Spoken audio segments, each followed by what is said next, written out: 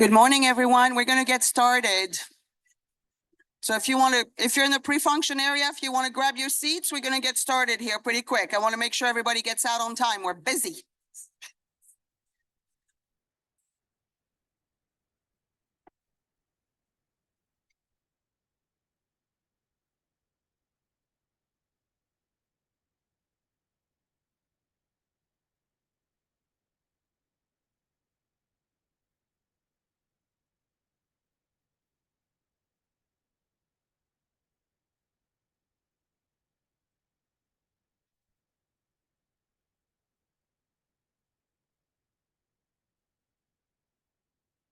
All right. Look at you guys all quieting down like you're ready. I love it. All right, I'm going to go ahead and call this meeting to order if that's okay with everyone. Go ahead and grab a seat. There's seats in the front, if you want to. And if I guess that's for the latecomers. They all get to sit in the front. That's how we know. All right, so I want to start out with our safety protocols. Just want to make sure everybody is aware in case of an emergency. We've got two doors out here that are located in the ballroom on either side that take you right into the parking lot. You've got those two doors here, and then you've got a couple doors in the pre-function area where you grab the donuts and the coffee that take you out into the patio. Then you can walk around to the front of the building. You can also come back the way you came in, which is the front door. So you turn right here and run out the front door if you need to, but hopefully you won't. So first of all, I want to welcome you.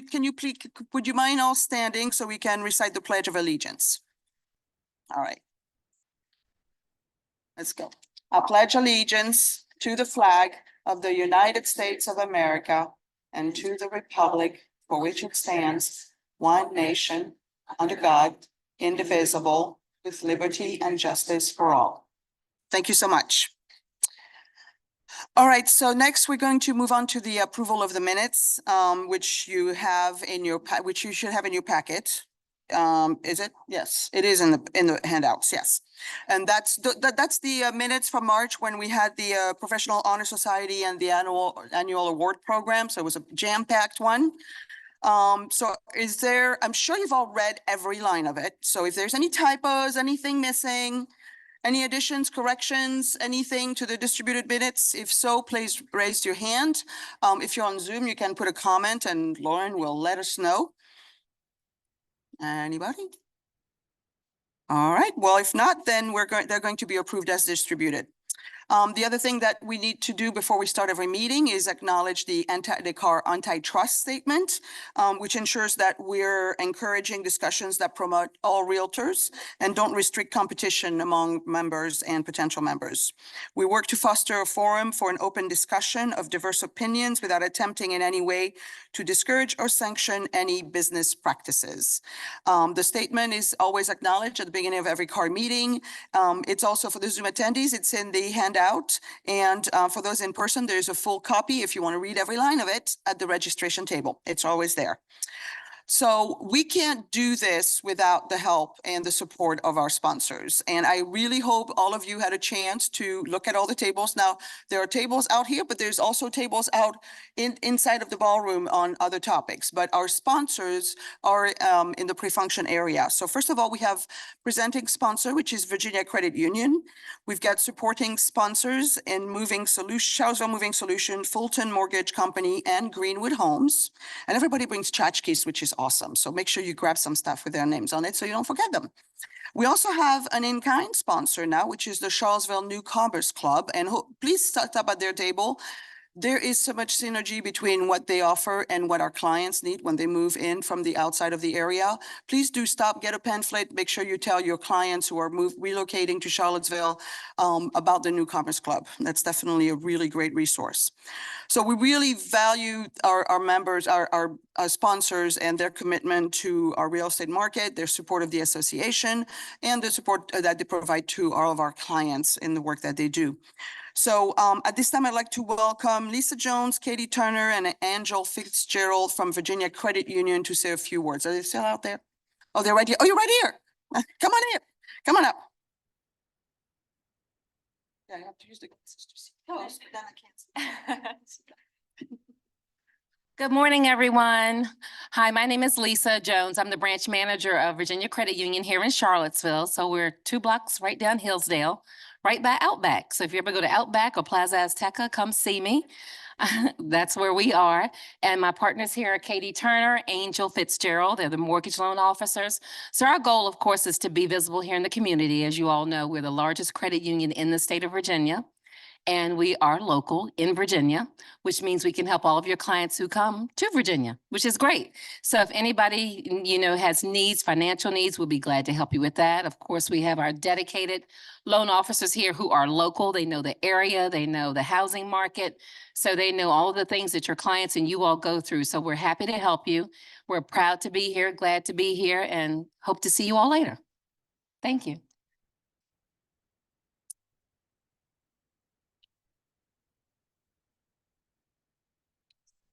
I love how you focus on local because real estate is local and so is lending. So, really appreciate that. All right, so before we dive into today's presentations, I just want to say it was really awesome to see a lot of us at the NAR legislative meetings last week in DC. We had a nice little contingent coming up.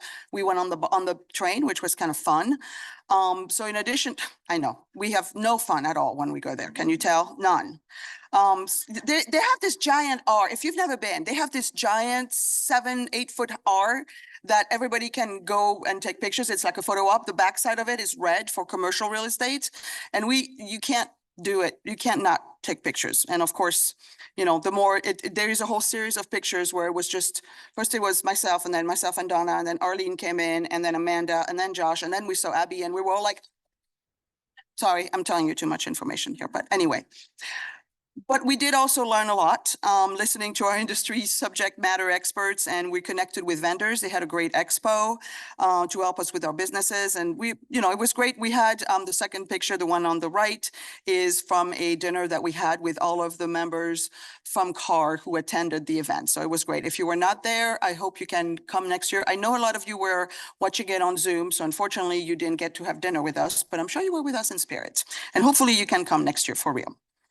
So I also want to mention we had our first of 2 blood drives earlier this week, and we were really successful. We collected 22, this is $21 and 22 units, because somebody donated twice, two units then. Wow. Oh, okay. And the really amazing thing is that 10 of those units were O blood, which is really hard to get. So that was a really, really big deal. And it was really successful. So thank you. If some of the donors are in the room, thank you so much. If you want to register for the next one, we're having one on July 30th. There's actually a table in the back. And right here, see, who's waving right there? Alexis from the Red Cross is in the back. She would love to sign you up for the July 30th blood drive. So if you feel inspired, please go ahead and see Alexis after the meeting. Not now. All right, so at this time, we're going to move straight into our main presentation, which is Senior Living, Understanding the Options with Dr. Jenny Inker. Specialty area senior living is the broad term that is being used to describe an array of housing and support options for older adults. Dr. Inker will describe the different levels of care, including who is eligible, what services are offered, and payment options for independent. So there's a whole spectrum for independent living, assisted living, memory care, skilled nursing facilities, and life plan communities / continuing care retirement communities. If you'd like to learn more about Dr. Inker, because she's got a long vita, there you get all the information in your handout. So we just didn't want to, we didn't want to monopolize the whole meeting, talking about your accomplishments, but please read it. If you're in person, if you have questions, please go ahead and locate. We get a couple of microphones here. If you're on Zoom, go ahead and type it in the chat and Lauren will monitor the questions. So go ahead. Oh, you can use the Q&A feature actually. So please note that this presentation, along with the recording, is going to be included in next week's newsgroup issue. If you can't, if you know somebody who should have listened to it who wasn't able to join us, please make sure they check out the newsgroup on Monday. Dr. Inker, welcome to the stage. I'm going to leave it to you.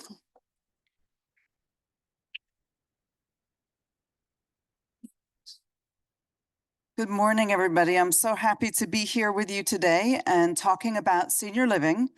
which from the outside might seem a bit mysterious, or sometimes people are a little bit confused about the different options, the levels of care, who is being served and how. So we're going to run through these.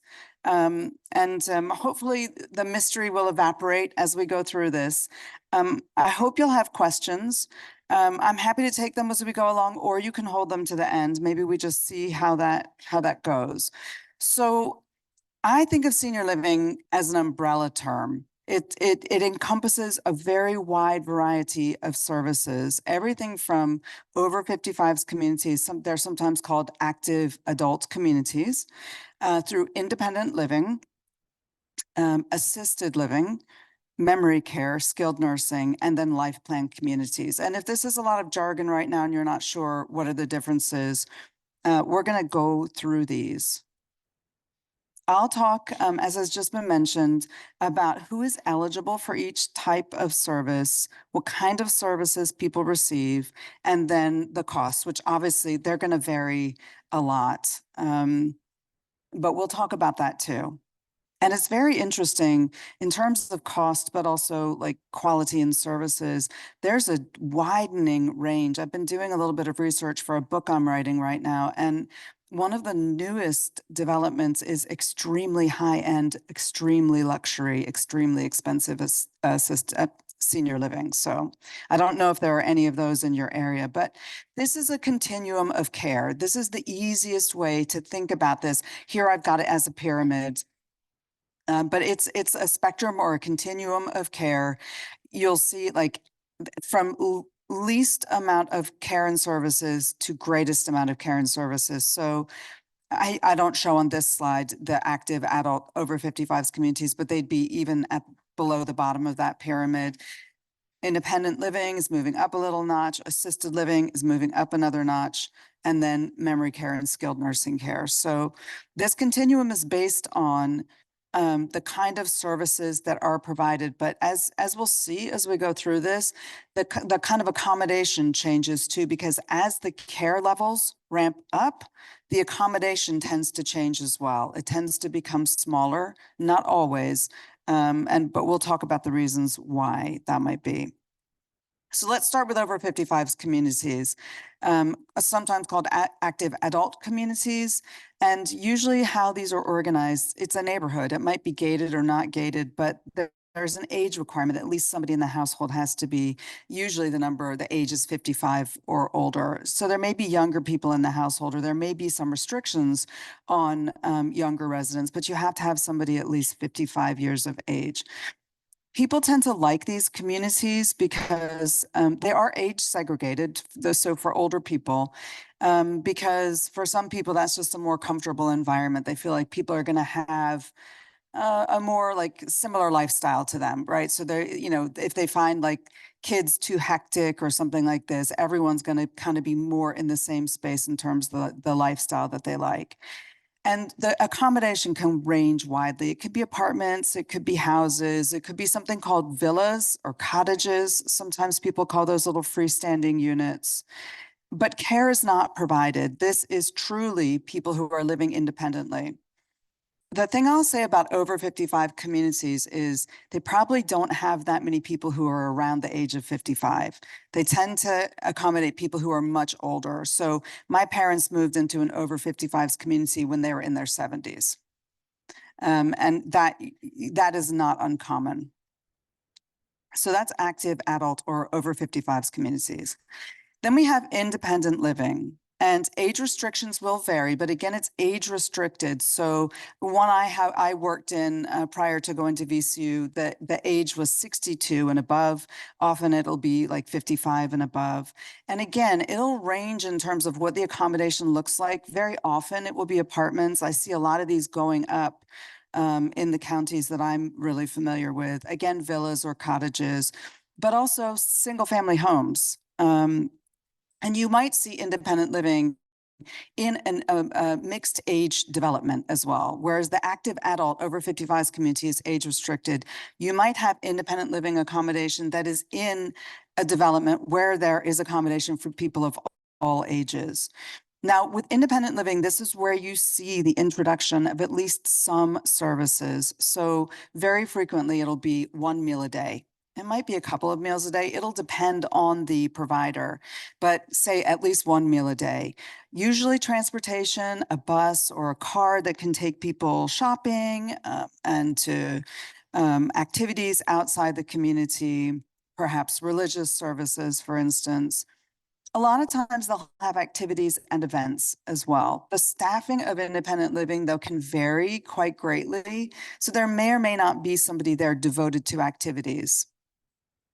And then access to healthcare providers. This is not provided by the independent living provider, but people can bring in providers. So you could bring in anything, home-based physical therapy, occupational therapy, home health care, personal care.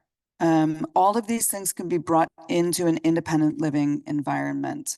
And as with the active adult communities, although you see in independent living the introduction of care, so now we're talking about people who have some needs for care. Not all will, but many will.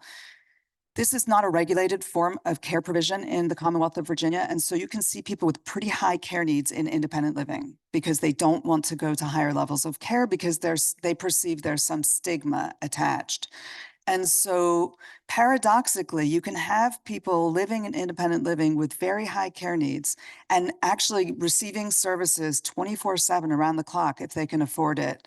Say, for example, you might have, let's say, for example, you have an older couple and one of the partners is living with dementia and needs companion care because they perhaps have a tendency to wander. You could see people like this living in independent living.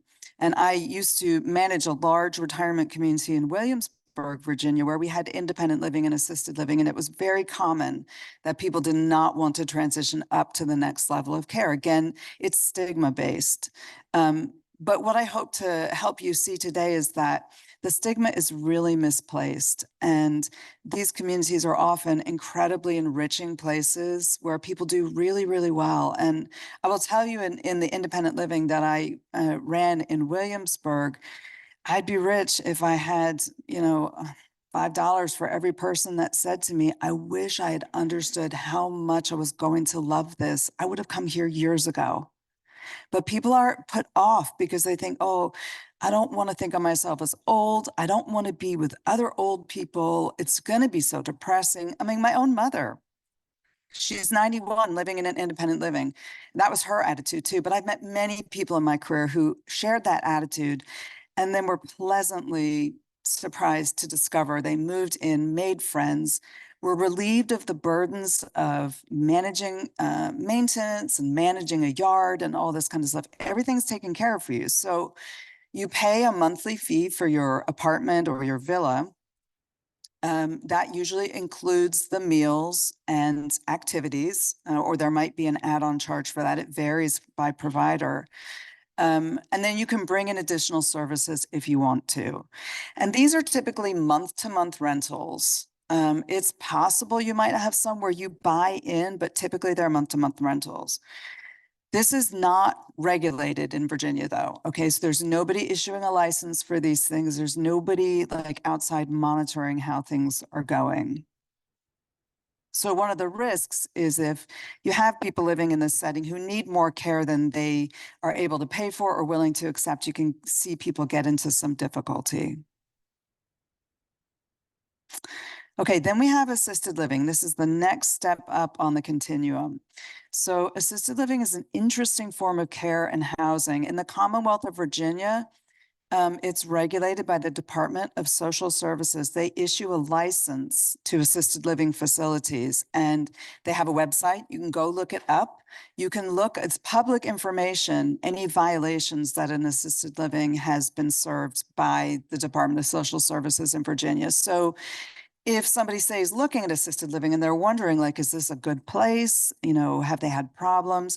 That's all public information. You can just go ahead and look it up and see if they've received any violations and for what kind of thing. The other interesting thing about this form of care is that the director, the administrator of this form of care is also licensed, and they are licensed by the Department of Health Professions. So I'm a licensed assisted living facility administrator. I'm also chair of the board of long-term care administrators in Virginia. And so you have this double protection of the facility is licensed and the administrator is licensed. So they have a lot to lose if they don't do things properly. Now, in Virginia, you only need to be 18 years of age or older to live in assisted living. So you will find the majority of people living in assisted living are, in fact, older adults, but there could be younger people, say, who have a lifelong disability. And you may occasionally find those people living in this form of care as well. It's considered what we call a social model of care. In other words, it is not meant to be or feel like a medical institution.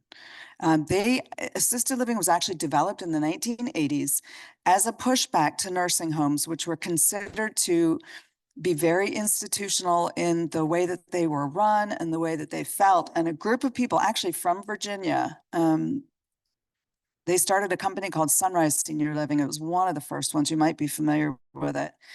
And that was because Terry Clausen was her name, Paul and Terry Clausen. Terry's mother died of breast cancer in a nursing home, and she was 14 when her mother died. And so she remembers visiting her in the nursing home and just how distressing it was on top of her mother dying. Just the environment was really, really distressing. And so she and her husband were moved to set up this more home-like kind of care. And so this emerged in the 1980s and quickly took off because people don't want to live in institutions. People want to feel like they're at home. So in assisted living, you have this very home-like setting. It could be, again, apartments, sometimes villas, probably less frequently villas. And sometimes it'll be rooms. Sometimes it won't be like, sometimes it'll be apartment with a full kitchen. Sometimes it'll be an apartment with a partial kitchen, like a microwave, but not a stove, and a sink. And sometimes it might just be a room, and it could be a shared room, depending on what somebody's able to pay for. And importantly, the population of assisted living is typically what's called a mixed population. So you will have people living with dementia, and you will have people who are living there but do not live with dementia. So what's the significance here? So if you have dementia, it's a progressive illness. It goes through stages, early to late stage. It's a terminal illness for which there is no cure and really no effective treatment at this point. And what it means is that people's ability to remember becomes progressively impacted. And so people might start out with mild confusion and then progress through the stages. The end stage of dementia, people typically are not able to communicate verbally. And may often very often become bedbound. Even they have very, very high care needs, but it can be a long progression of this illness, like 20 plus years. And so in assisted living, you're very likely to find people living with dementia and living very well and relatively independently, managing very well, forgetful, but able to really function at a high level. So you'll see these mixed populations. And if somebody has a more advanced level of dementia, you might see a locked memory care unit in an assisted living, but it would be a separate part of that community. It wouldn't and you will see some standalone. I'll talk about standalone memory care in a little bit, but there are plenty of assisted livings in Virginia where you'll have a general population, and then you'll have a smaller locked unit for people who have severe memory impairment. And the unit is locked for their protection, just so that they can't wander away. So in this setting, is anyone familiar with assisted living? Have you been? Yeah. Okay. So some folks have been to them. They vary a lot depending on the provider, but typically, you'll go in the door and there'll be common areas, living rooms, dining rooms, maybe a little bistro. They often have lovely grounds. Maybe they'll have a courtyard as well. And then they'll have individual rooms or apartments. And the thing about assisted living now, because this is providing care as well as housing, now there's a lot of services. And these services run 24/7, and they are both scheduled and unscheduled. So what do I mean by that? What I mean is when somebody moves into assisted living, their care needs will be assessed and it will be determined what do they need help with, which activities of daily living, ADLs, do they need help with. And ADLs, activities of daily living, are what you see on the slide here: having a bath or a shower, getting dressed, grooming oneself, going to the toilet, ambulating, which means walking or wheeling oneself in a wheelchair, and transferring, which simply means getting out of bed, into a chair, or, out of a chair upright. So there'll be an assessment. What help does the person need? Now, typically people will not move into an assisted living unless they have at least 2 of these needs, right? So I need assistance bathing and I need assistance getting dressed. Okay, so I could live in an assisted living without those needs, but the question would be, why would I? Some people do. The only case I've ever seen of that is where somebody has long-term care insurance. They've been paying into it since forever. And they're like, I'm going to use it, like, because it will pay for this. Okay. But typically, assisted living isn't typically an environment that people say, yay, I can't wait till I move into assisted living. People go because they have needs. Now, again, there are these societal stigmas about receiving care, but please go and visit an assisted living community, because my experience of them, and they're going to vary in quality, but my experience of them is they're incredibly joyful places. They're fun. There's lots of things going on. A lot of care and attention is paid to making sure people feel comfortable and are known and recognized for who they are. They pride themselves on what's called person-centered care. So one of the challenges with this kind of care is that it is not cheap. So Genworth, the insurance company, does an annual report on the cost of long-term care, which is great. It's a great resource. So you can just look that up. And they reckon that the average monthly cost is $5,350. And that's not for dementia care. That's just for regular, I need help with a couple of those activities of daily living. So it isn't cheap. If people have long-term care insurance, that can help them. If people have veterans benefits, that can help them. But this form of care is not accessible to many people on a lower income because, for the most part, Medicaid is not accepted. There are some assisted living communities that accept it, but not that many. And there is a grant, it's puny, it's embarrassingly puny, called Auxiliary Grant, or AG, that the Commonwealth of Virginia will pay out to fairly indigent people, but it doesn't even cover the cost of assisted living. One other thing I want to say about assisted living is that don't be fooled. The shiniest chandelier does not make for the best care. You might have a really, really pretty community and it looks like it has everything, and the care is not where it should be. And you might have a community that's, I don't want to say shabby, but maybe it could use a lick of paint, but you walk in and everybody's giving you eye contact and it smells nice in there and the staff look really happy. Like I will encourage you to do a couple of things.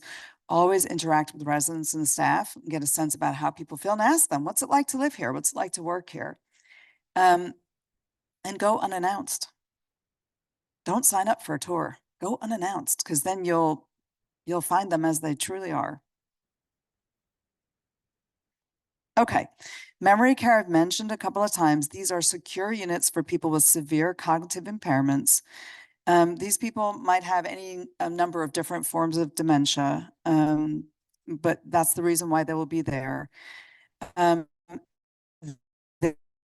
They can be, as I mentioned before, part of an assisted living community, or they can be a standalone. There's a standalone one in Virginia Beach, for instance. They might also be part of a skilled nursing facility.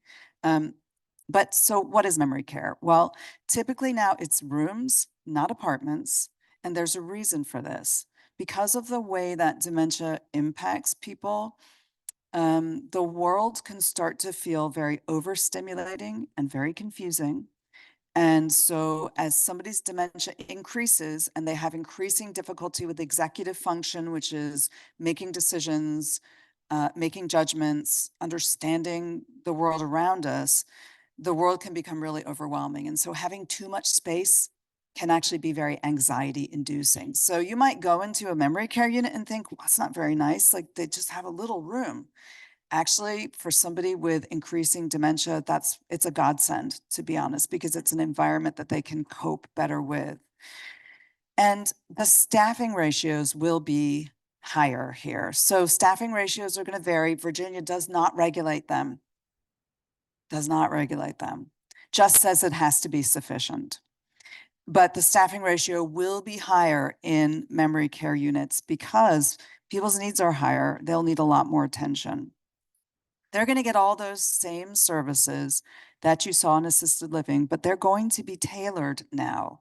So whereas activities in assisted living might have been bigger groups of people, more stimulating activities, there'll be a deliberate focus in a memory care unit on activities being very personalized, very calm, short, and the staff are trained to understand that as long as somebody is living in the moment and enjoying the moment, that's fine. The fact that they don't remember doing the activity 10 minutes later is not a concern.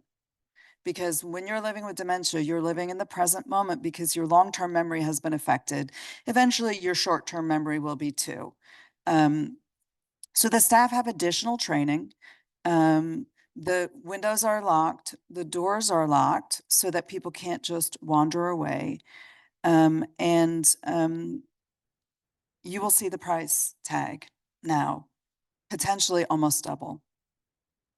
It's an incredibly expensive kind of care. Now, both assisted living and memory care can be provided on a respite basis, meaning that somebody might be caregiving for a loved one with dementia and need a break. And so the loved one can go on a respite basis and spend a week or a weekend or what have you. So that's not uncommon. But yeah, this is an expensive kind of care. Now, one scenario that you might see, this is probably only open to people that are reasonably wealthy, is that you might have a couple where one partner has dementia and one does not. So the partner with dementia is not going to live in the memory care unit because it would not be comfortable. But what you'll sometimes see is that one of the spouses will live in the memory care unit of a community that has memory care and regular assisted living or independent living. So the spouse with dementia will live in the memory care unit. The spouse without will live either in the assisted living or the independent living. But obviously you're paying twice. That's the downside. For some people can afford this, but obviously there are going to be some people who cannot. Skilled nursing. So we move up the continuum of care again. This is a medical model of care. Assisted living and memory care are considered social models of care. I mean, I'm going to tell you straight up, I have been heckled before speaking when I've called them social models of care because people who work in that sector are like, are you kidding? Because it's all become really medical. The reason for that is because people are going in, people are living longer, which is great news. It also means that there's a higher likelihood of people becoming frail at some point in that very long life and needing care at some point. And so, in fact, you can see pretty vulnerable people in assisted living. In skilled nursing, it is a medical model of care. They have a medical director on staff, and they are required to have nurses on staff. In assisted living, the Commonwealth says you need to have nurse oversight, but you don't have to have a nurse in that assisted living, which is interesting and a little disturbing. In skilled nursing, there will be nurses. There will be registered nurses, licensed practical nurses, which is a lower level of nursing qualifications, and there will be a doctor who's a medical director who they have access to at all time. And now you're not going to see apartments or villas. You're going to see rooms. Single rooms and shared rooms. And it's gonna, how many people have been in a nursing home? Okay, so more people have been in a nursing home. Okay. They are offering all of the services again, all meals, snacks, transportation. They will run activities. Usually they'll have a licensed recreation therapist, somebody whose job is to design and deliver activities that are really beneficial to people. You'll have this medical oversight and you'll have those therapies in-house. You might see those therapies in assisted living too. A lot of assisted living providers have tried to capture some of the nursing home market, and so they will contract with physical therapy and occupational therapy, speech and language therapy, and they'll bring those in. But in skilled nursing, it's definitely part of the team. It's a team-based care. Now then, a big point of confusion for people, Medicare does not pay for a stay in skilled nursing. Medicare does not pay for this. Medicaid will, if you qualify for Medicaid, which means that you're on a low income. Medicare will only cover a short-term rehabilitation stay if you meet certain qualifying criteria. Okay, so let's say I fall and I break my hip. This is a common reason why somebody would go have a rehab stay in a nursing home. Maybe I had surgery to fix it. So now I've got the recovering broken hip and I've got a wound from surgery. So I'm a good candidate for skilled nursing care. As long as I've had a qualifying hospital stay, then I can get discharged to the rehab and they'll work with me. I hope I get better. And then I go home, and home might be back to an assisted living. Home might be back to an independent living. Home might be back to a home in the general community. So those short-term rehab stays, Medicare will pay for with some provisos and qualifications. Medicare never pays for long-term stays. And people are really shocked when they discover this. So you pay out of pocket, just like you did with assisted living. Assisted living, nobody's going to help you with that. Unless you're indigent or close to indigent, you're not going to get help with nursing care either. And you can see it's also expensive because it's very heavily staffed. And there'll be these higher staffing ratios. Now, you can look up the quality of a nursing home as well. It's all public information. So assisted living is regulated only by states. There's no federal regulation of assisted living, none. And I don't know if any of you read the Washington Post or the New York Times and have been noticing there's been a series on assisted living, I think in the Post, maybe a little bit in the Times, about elopements. That's when people wander out of a congregate care community and the staff didn't know that they left. And this can, it's not the fun kind of elopement where you run off to get married, but, and unfortunately, in some of these very tragic cases, people have died. They've died of hypothermia. They've died of heat exhaustion. So the regulation is really critical here. And in skilled nursing, it is regulated at 2 levels because it's more intense care. Not only does the Commonwealth regulate it, but the feds regulate it. So Centers for Medicare and Medicaid, they regulate skilled nursing as well as the Commonwealth of Virginia.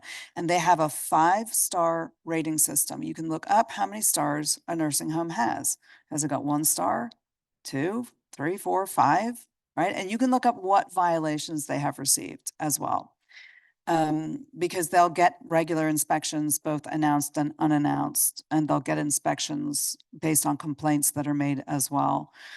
Same advice about a skilled nursing facility. I would go unannounced. I would take a deep breath in and see what it smells like, and I'm not kidding. I'm not kidding. Yeah, you should also know there's somebody called the ombudsman. The ombudsman, long-term care ombudsman, they advocate for residents and family members in nursing homes and assisted living communities. And that's a wonderful service. That service is provided by the Commonwealth of Virginia. And they are there to help try and protect quality. So long-term care is having a bit of a rough ride. It was pre-pandemic already struggling. Post-pandemic, staffing has become a much bigger challenge. It's something to be aware of, like how well are they staffed? Because the quality of the care was really dependent on the staffing, not only the level, but the type of training and the type of person that they have. And all of the research on skilled nursing, and there's a lot of it, shows a very strong correlation between whether the nursing home is for profit and the quality of the care. And for-profit nursing homes always come out with lower quality care, which is kind of sad. And there's a lot of for-profit nursing homes. But with assisted living and skilled nursing, you'll see providers, both nonprofit and profit. The nonprofit providers a lot of times are religious institutions, but not always. Okay, life plan communities. You might know these as CCRCs or continuing care retirement communities. Has anybody been to one of these? Yeah, you have a beautiful one here, Westminster Canterbury of the Blue Ridge. You probably have more than one, but that's one I'm familiar with. So these are campus style developments, meaning they have all the levels of care we just talked about all on one campus. Sometimes gated, sometimes not. And the promise is if you lay down a large lump sum, you can stay there till the end of your life because you can transition up through the levels of care. Nobody will ever ask you to leave. You might be asked to leave assisted living if you exceed the care that they can give. So in the Commonwealth, there's only 3 conditions that preclude you from living in assisted living. You can't be on a ventilator, you can't have a nasogastric feeding tube, and you can't have a decubitus ulcer, which is a skin wound that is stage 3 not healing or higher than stage 3, because that means you need medical care that you would need to get in a skilled nursing community. In the life plan communities, no matter what you've got, you'll be taken care of. But you can see this is for wealthier individuals. You're laying down anywhere from 100,000 to $1 million. And then you're also paying a monthly fee. You might get some of that back, or your estate might get some back after you die, but unclear. And this is regulated differently. It's regulated by the State Corporation Commission's Bureau of Insurance. I'm not sure why and what the history of that is, but the administrators there are licensed, which is another protection. And typically, these are often very lovely communities. Very often, they are nonprofit. Very often, they're run by churches. I try to square this in my mind that they're run by churches and available only to the most wealthy people, but I haven't managed to square that in my own mind. No offense to anybody, but if you go in one of these, I mean, they're lovely. They're beautiful. I mean, they're really, really high end. Okay, so that's the continuum of care there. I won't run back over that but you see it all there together on one slide. So moving up through those levels of care and the life plan community, which has it all in one place on one campus. And if it helps you, I've given you some links. If you want to go up and look up an assisted living community, you can do that. If you want to look up somebody's license, go check, is Jenny Inker really licensed for assisted living facility administration? You can check that out. And you have the Compare nursing home site there, so you can look at quality. Okay, that's all I had prepared to say, but I'm very happy to take questions if people have questions. Oh, yes. Oh, wait, let's get you maybe we can get you a microphone or just so everybody can hear, because I know people on Zoom. And hello, Zoom people, I didn't say hi to you.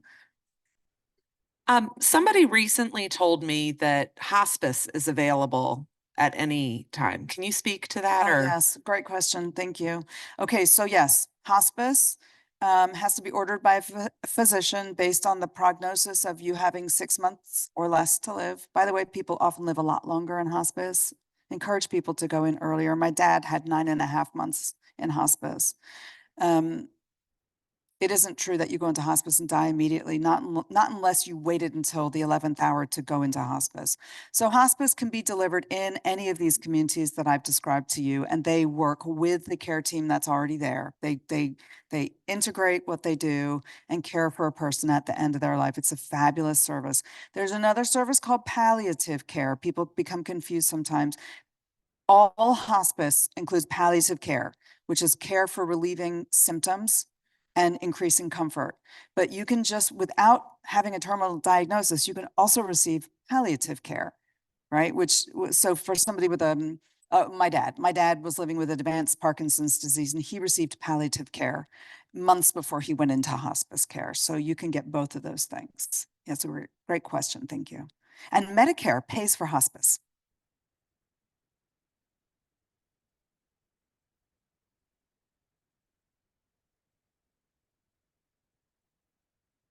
Is that on? Yeah, I hear you. Thank you so much for being here. And previously, one of the things with age restricted living situations where a caregiver is living with the person, is that something where the age of that caregiver could be younger than the restrictive community rules? It's a great question. So it'll depend on the community. So how stringent those restrictions are, there may be communities that are like, you can't have, people under 18 living here, like they won't allow it. Others, they might, or you might be able to have kids like grandkids come and stay with you for a time. So it's going to depend on the community. And they could each be different. So there'll be covenants in those leases or those, those purchase contracts. So I'm probably getting myself into terminology that I'm not going to use properly with this group, but you know what I mean. I wouldn't assume that each active adult community would do that the same. I would assume that it could be quite different. Yeah.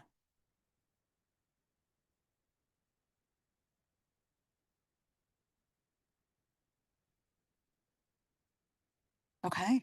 Stunned you into silence.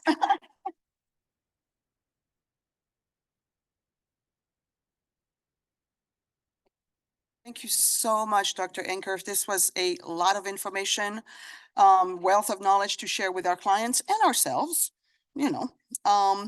Speaking of aging, he just walked out. Our president-elect has a birthday today. Get him back in here.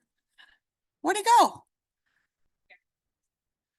Okay, we're just gonna make a big deal out of it when he comes back in, right? It's like, I was thinking we'd think him singing happy birthday. I'm thinking, but anyway, so let's go ahead. I want to give, and Dr. Inker left as well. Okay. Okay, great. I was going to give her another round of applause. This is going well. Chris, don't go anywhere. All right.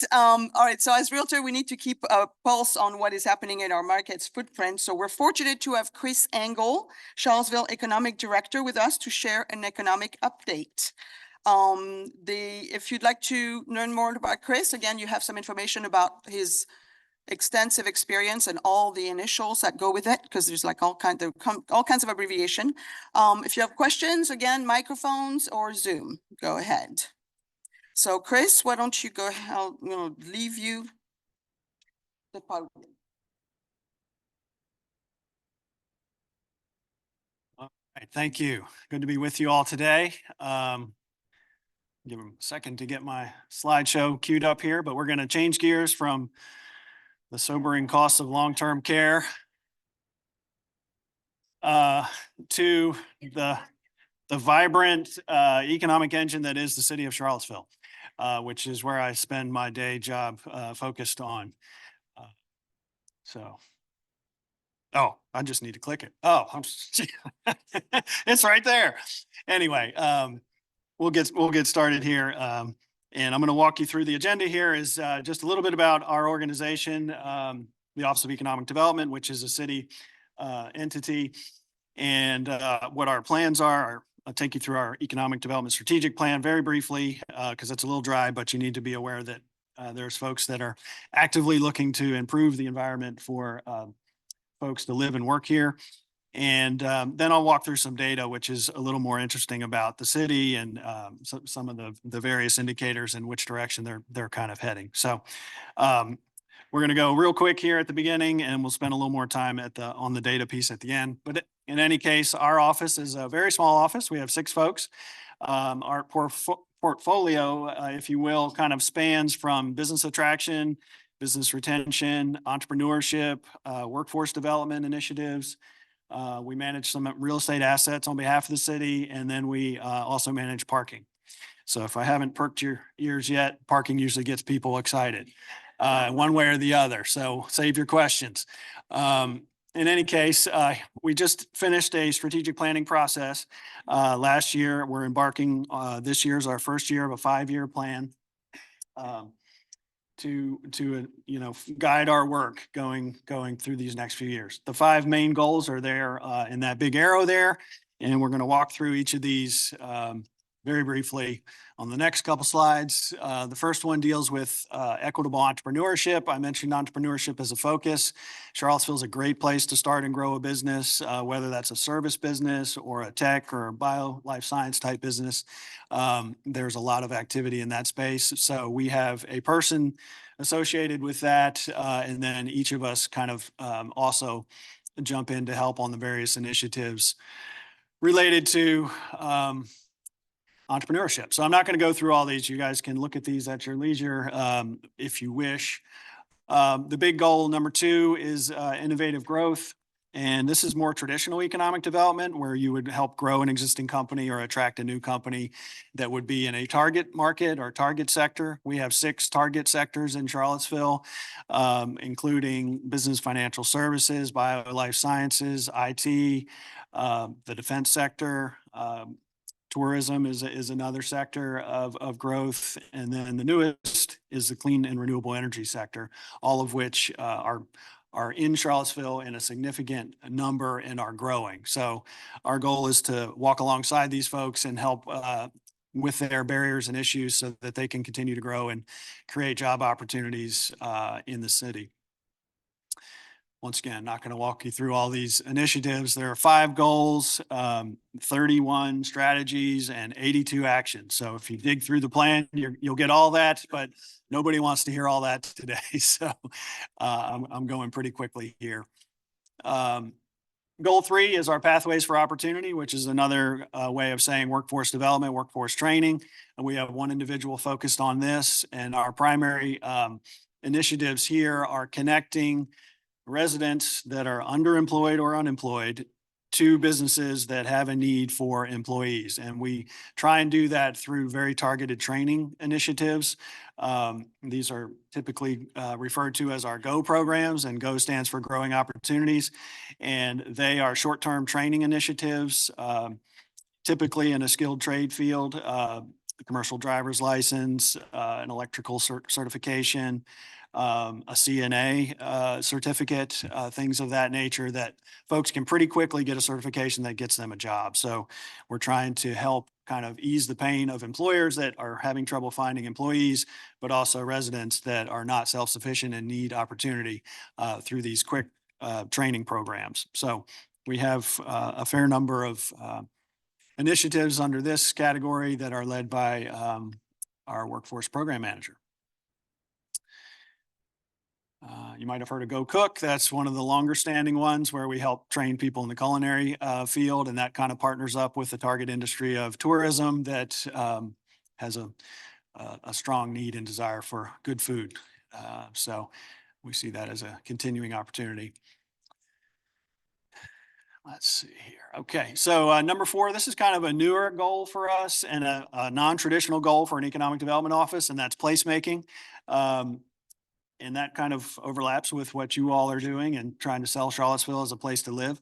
And as you know, it's a vibrant community with a lot of amenities, and some of those have a local government role and some of those don't. But in our case, the downtown mall is a real good example of a very proactive initiative that's almost 50 years old now by the city to create a place that people want to work, people want to visit, people want to eat, go for entertainment, et cetera. So this goal within our plan says we need to take a strong look at that, not just the mall, but generally, what it takes to be in 2024, a place where people want to be, because that's important for employers. It's important for, the community at large. So we're taking some initiatives in that respect to make sure that we're a place that folks want to be. And then the final big goal is storytelling for investment purposes. And this is a little unique as well. We don't do a great deal of marketing as a small organization with not a lot of product per se to actually try and sell from a business park development or industrial park perspective. But we do have a story to tell as a vibrant community that is good for startups and small companies to come and grow. We have a great university in town that helps feed that, and a lot of other resources that kind of come alongside of that. So we've not been really intentional and really good at telling our story in the past. So part of our plan says we need to dig in on that and do more of that. So that's a quick overview of our plan. That's our 5-year guide. Now we'll get into some numbers that may be of interest to you all. And this first slide speaks of the zoning, which was a big topic for the last couple years. I'm sure you all have had presentations about that, conversations, et cetera. Our particular focus on the zoning is the commercial side of it, which this slide just pulls out, if you can see there, right there. So of the entire city, less than 20% of it is in a commercial space, so that you could have a business. The rest of it is in the residential areas. And that hasn't changed from the old zoning to the new zoning in any significant way. It changed a little bit, but this reflects the new zoning. And so essentially what we're working with and what our focus is that 17%.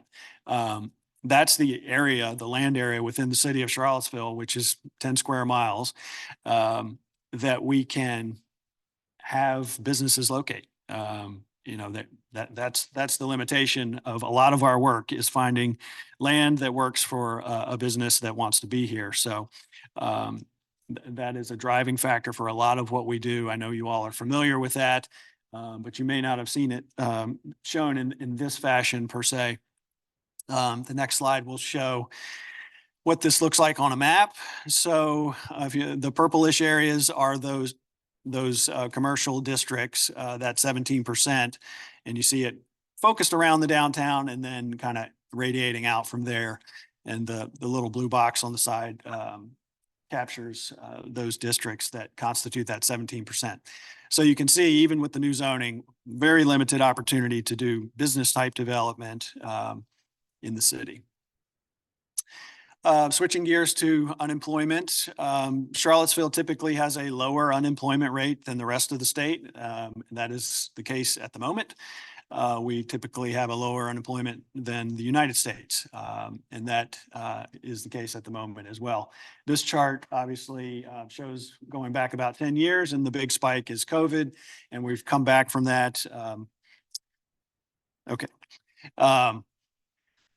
And you'll see in the future charts, you'll see the COVID spike. I mean, you all have heard a lot about that. We probably won't go into great detail, but here's another chart showing the current rates in the city and Virginia and the United States in that unemployment space.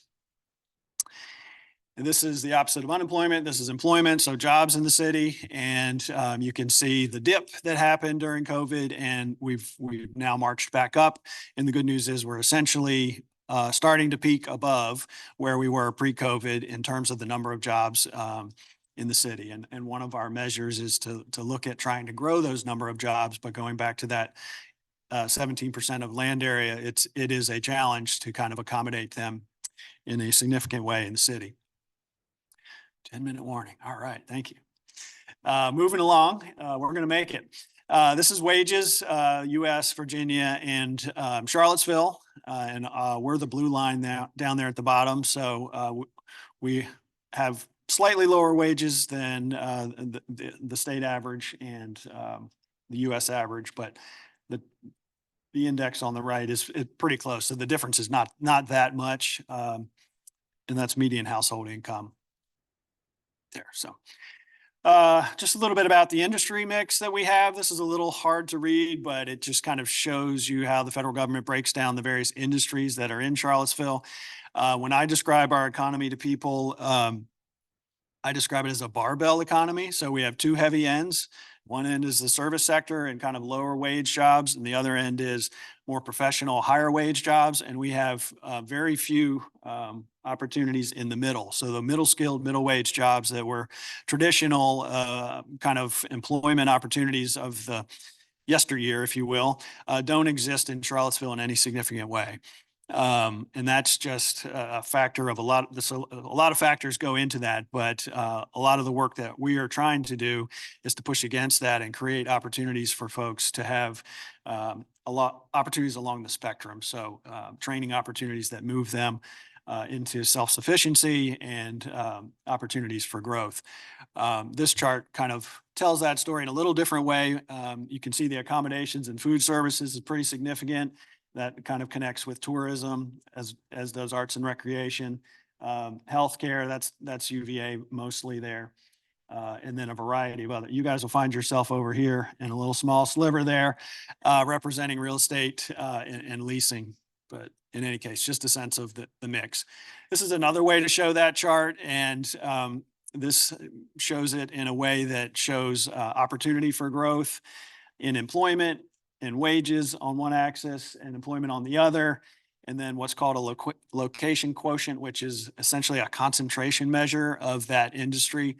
And anything at or above 1 is a higher concentration. So you can kind of see the education there at 1.1. That means we have a high concentration of folks in that field, which is not surprising with the university here.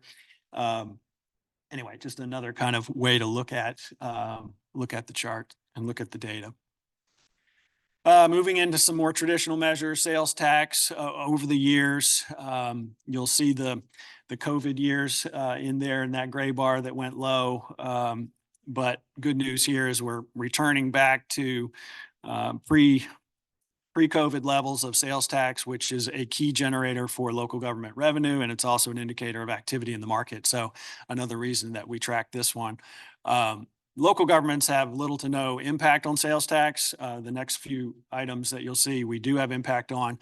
This is essentially a state sales tax that, with very few exceptions, the local government gets 1% of that back to the local government for funding purposes. The rest stays with the state. So this is a pretty consistent number over the years and a good measure of activity. Meals tax is a different scenario. That is all local, and the state doesn't receive this money at all. This is a tax that is passed through to restaurant diners, and they pay that when they pay their meal. And this chart's a little deceiving because we've had increases in the meals tax, which is obviously going to cause the baseline to kind of go up outside of the COVID impact. So you can see that a couple of years are just clearly above, and that's because of the increase in the actual tax rate, which is going up again starting July 1. Lodging tax is a similar scenario. This is also going up July 1, and this is a local tax that is passed through to visitors that stay in hotels in Charlottesville. Man, the questions are coming in. This is good. It's good. And I got 5 minutes. Okay.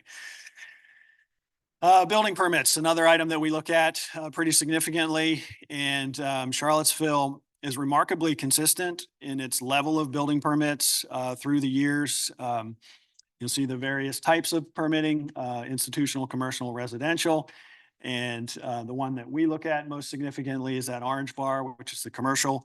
And you'll see some spikes there in 2019 and 2020, and I'll reference that here in a slide or two. You guys might be most interested in, the residential numbers, which are the gray bars. Building permits, just another way of looking at the actual numbers of permits that are coming in as opposed to the values. And you'll see those are fairly consistent over time as well. This is Class A office space in and around downtown.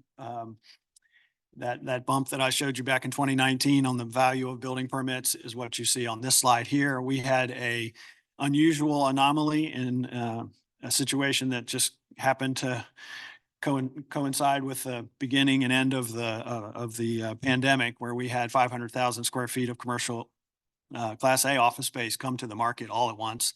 We'll probably never see that again in our lifetimes. We'll all be in memory care at that point, and we will have forgotten.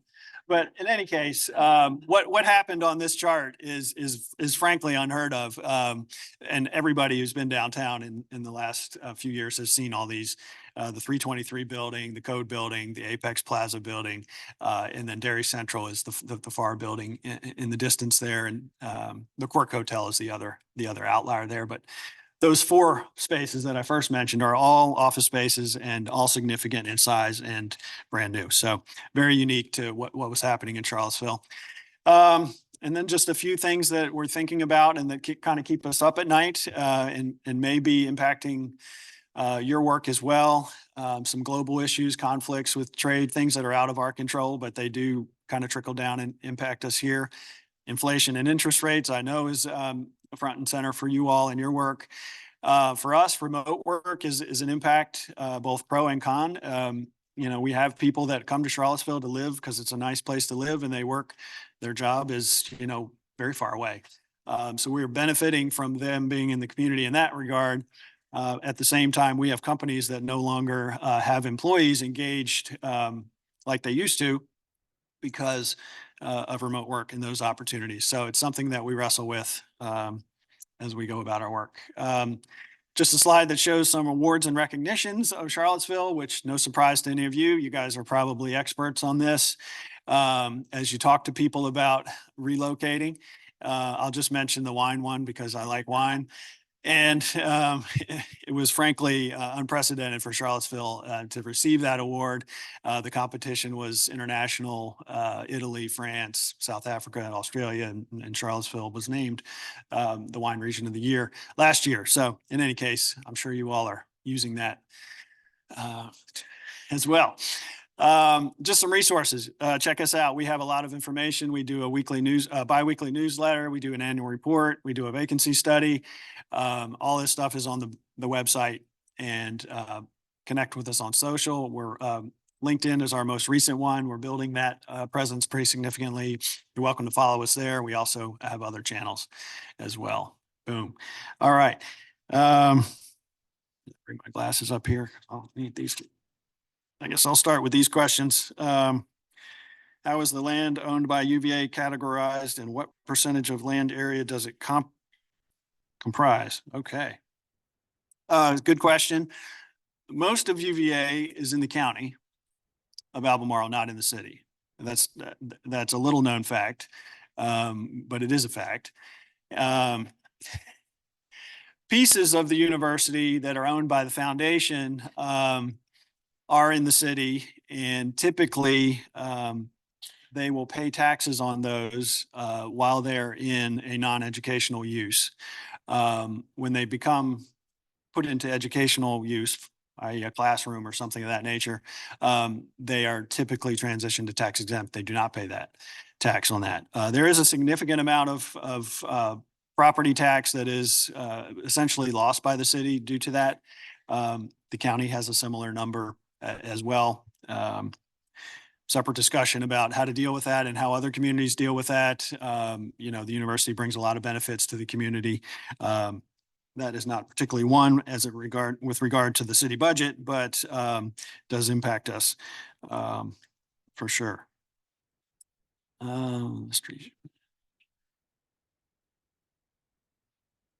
Will there be collaboration with Go Cook and the New Hill Development Initiative? Yes, is the answer. So I don't know if people are aware of the New Hill Development Initiative. It's a facility that's being built, a kitchen, collaborative kitchen being built over on Carlton Avenue in an old Cathy Shopping Center building. The city has been a contributor to that. I mentioned the Go Cook program as one of our training programs for culinary space. And this kitchen will essentially be a new facility that folks can use when they're starting up a small food business and growing that. So yes, there'll be some connection between those two, and we are excited to see the kitchen open maybe this year. So that'll be a good thing for the community at large. Other questions from the actual audience? Thoughts?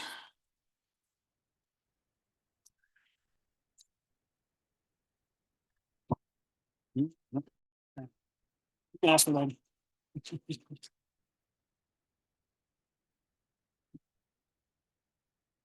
All right, well, he's tall. This was a lot of great information that we can all definitely use. Let's give him another round of applause here. Thank you. Well, he's still here. And speaking of being here, Josh is back. Should we sing him a song? Happy birthday to you. Happy birthday to you. Happy birthday, dear Josh. Happy birthday to you. You didn't think you were getting away without that, right? Oh, gosh. All right. So next I'd like to go ahead and invite RPAC Committee Chair Pam Dent to the stage for an update. Tell us all.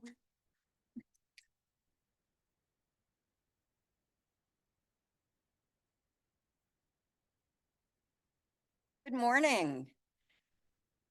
Matt Hodges and I are your 2024 RPAC chairs, and we'd like to share a brief message with you. Many people ask us why your RPAC contribution matters. Well, the answer boils down to two big themes. On one hand, increasing access to and ease of home ownership, and on the other, defending the rights of property owners. RPAC works on behalf of realtors in ways that seemingly have little to do with real estate, but instead aims to protect small business owners and independent contractors, which of course we fall under that umbrella. In 2024, with 3,594 bills being introduced during the General Assembly, the Public Policy Committee acted on 117 bills. That's a lot. To date, this has resulted in 47 bills being passed to protect you and your clients, defeating 30 harmful bills, and amending 27 bills to protect you and your clients. Right now, CAR is only $9,000 short of our 2024 fundraising goal, and we need all of your help. Please consider making an RPAC contribution of $15 or more. I think certainly everybody can afford at least $15. You can either attend an RPAC event like the upcoming Young Professionals Network Waterpalooza, and I believe that's happening next week, or just contribute by emailing rpac@car.com, and our staff liaison will be happy to help you. As a reminder, if you become a new major investor, which is a $1,000 contributor, you will have your name engraved on our CAR RPAC terrace, and you'll also enjoy many other benefits, both nationally and locally. To learn more, visit the CAR RPAC webpage on the CAR website. Thank you so much, and please support RPAC.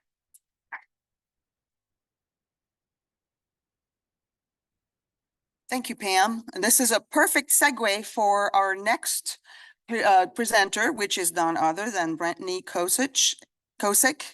I never pronounce it right. And who is the chair of YPN and the vice chair, Zoya Klaus, for the YPN to tell us more. Right. Hello, everyone. Hope y'all are doing well. YPN is thrilled to provide a fun way to support RPAC through Waterpalooza, which will be next Tuesday from 3 to 5 at Darden Tao. While our event name has changed, the skills, games involved, and networking have not. Here's what you can expect. Teams of 4 will battle through a series of water challenges to establish which group will reign supreme. Prior to the competition, we will enjoy networking, food, and beverages, and you can determine your teams before the event or on site.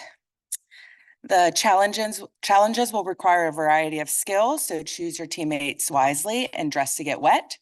Registration is $15, which is your contribution to RPAC. You'll also have the ability to purchase extra balloons per game of skill for an additional fee, and that'll again go towards RPAC. You can register today at the CAR Education and Events calendar or stop by the YPN table on your way out. We will also be welcoming neighboring YPNs to our event, including Fredericksburg Association of Realtors and Greater Augusta Association of Realtors. We hope to see you there, and it won't be 90 degrees this time. Yes. Thank you.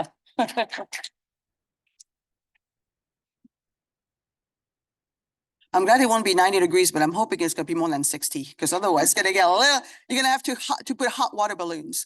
But, and also, full disclosure, the CAR Executive Committee will have its own team, so bring it on. So Josh, I heard Josh is a really good shot. He does a lot of hunting. As Lisa Herndon and Amanda Spigoni the four of us are making a team, so I hope to see a lot of you there. So get your teams going. We got to show them how it's done. And I actually like the old name, but I understand it may not be PC to kind of call it that anymore. All right, I'm having, Abby is like, stop it, stop it. All right. All right, thank you so much. And next, I would like to welcome CAR Foundation Executive Director Dave Norris to share a foundation update, which I'm very excited about. All right, Dave, I hand it to you, everybody. Thank you. Thank you, Ann. It's great to be with you all. Some of you may not know anything about the Charlottesville Association of Realtors Foundation. Some of you have been on our board and know all about it. So I'm going to tailor this update just to just about everybody in the room. Hopefully I can figure out. So the CAR Foundation was created by CAR to leverage the resources of this community, this vibrant community of realtors, to make a meaningful impact on our region's affordable housing crisis.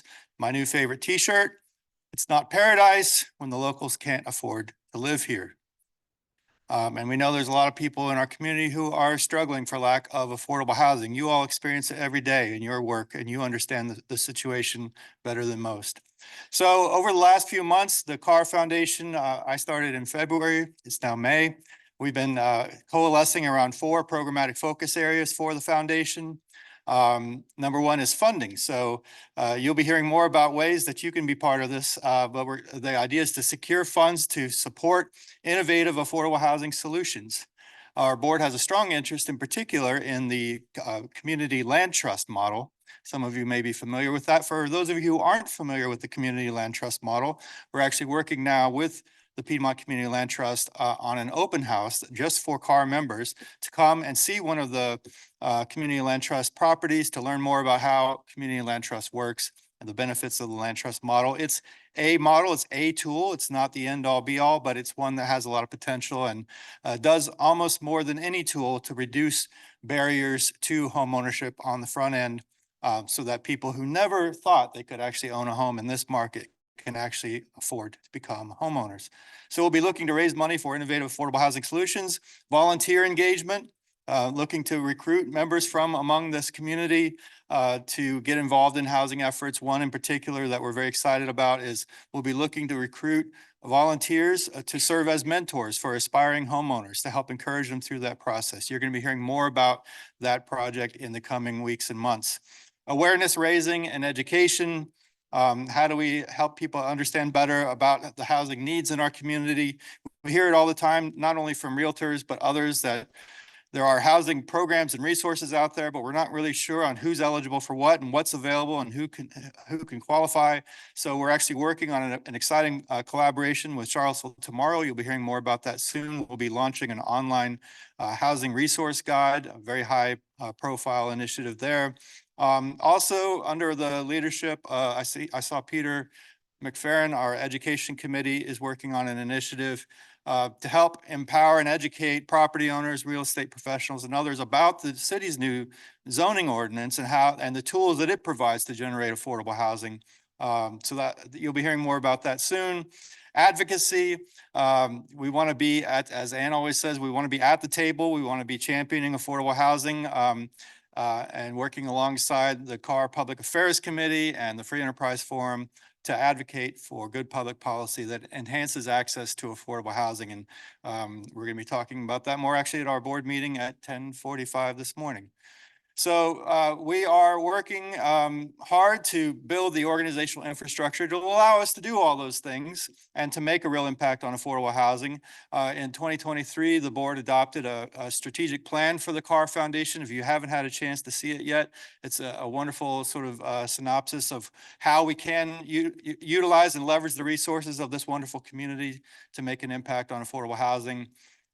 We have a very active and involved board of directors for the foundation. Raise your hand if you're a member of the CAR Foundation board. So thank you all for all that you do as board members. And we have very active committees. So if anybody in this room would like to get involved, we certainly welcome and encourage participation on our committees. Thank you to all who served there. We want to give a huge thanks to CAR itself for providing the institutional support and the back office support. Abby and her team have been wonderful. We have office space here, HR, IT, et cetera. That's been invaluable. We are developing our own foundation website, so that'll be coming soon. And under the leadership of Tim Carson, who's not here right now, I don't believe, our fundraising, what's that? Oh, he's on Zoom. Hi, Tim.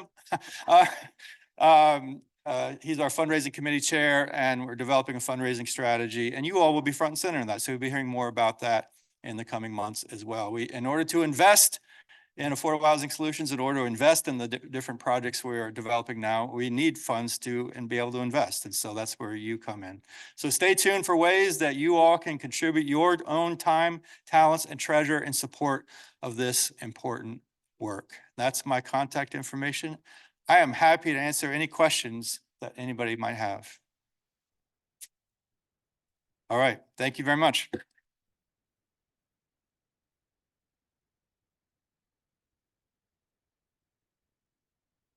Dave, you've been here, what, 2 months?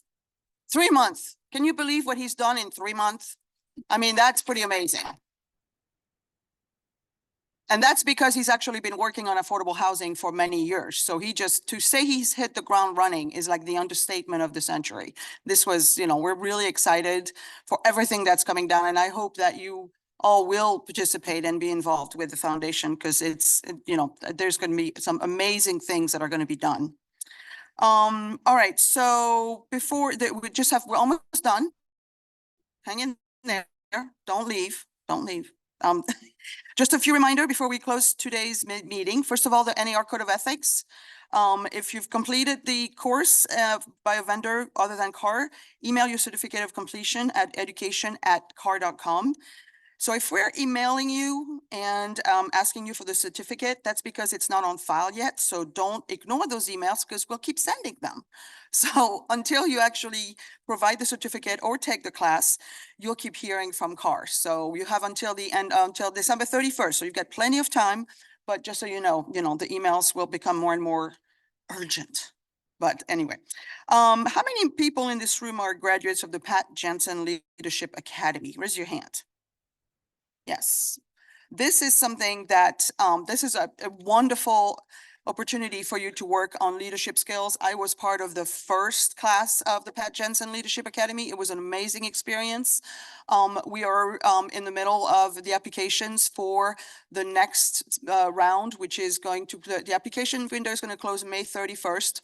I can't speak highly enough about what it does in terms of developing leadership skills, getting to know your fellow realtors, and just kind of stretching your skills to, getting into the uncomfortable spots that allow you to grow. So this time also they're bringing back, I believe, the capstone project, which was amazing when we did it. We had it for the first one. It wasn't, I don't think there was one in the second one, but they're bringing it back because that is an opportunity to really work on team building and working because we're all lone wolves, like we all work on our own. So the team building that you have to work on when you're doing a capstone project is really tremendous. And it also is just a way to kind of take yourselves outside of the day-to-day work that you do. So I can't speak highly enough about it. There's a table with information back there.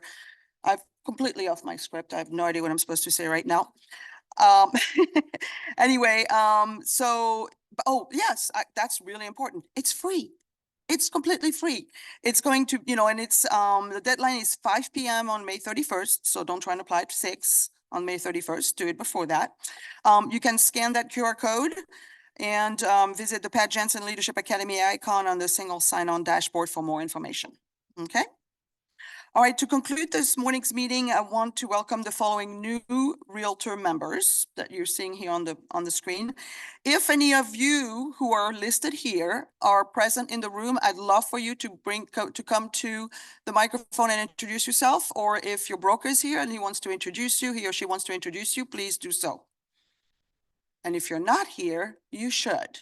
We want all the new members to come. And So we definitely, if you know of a new member that has joined your brokerage, please encourage them to come to the general membership meetings. It's just a lot of really good information and camaraderie. It's really important to be here. In addition, I want to welcome the following affiliate members. And any of them here? Are any of them here? Yes, come on, introduce, you stand up. Can you go to the microphone so the people on Zoom can hear you as well?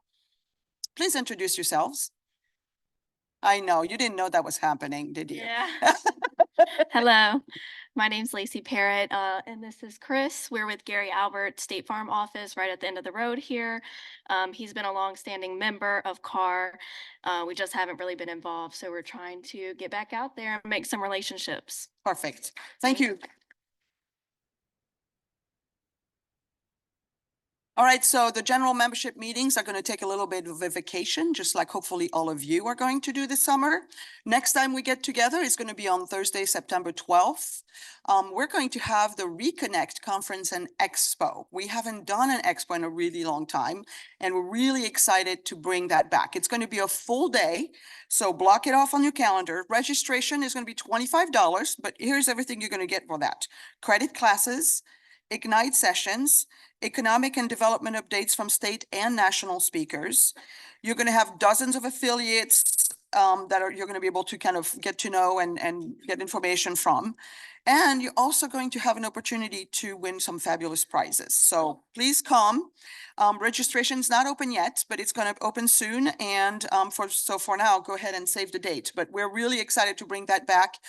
Jessica Louts is going to be there. Come on, this is going to be that alone is worth $25 to me. I mean, she is. If you've never heard her, she is an incredible speaker. She makes economics interesting. That's all I have to say about that, and fun. So you definitely don't want to miss that. All right, as always, check the CAR education and events calendars for all the education that we have coming up, the events, the programs. There is so much going on. I'm not going to read it all, but please, don't be a stranger. So thank you for coming. The meeting is adjourned.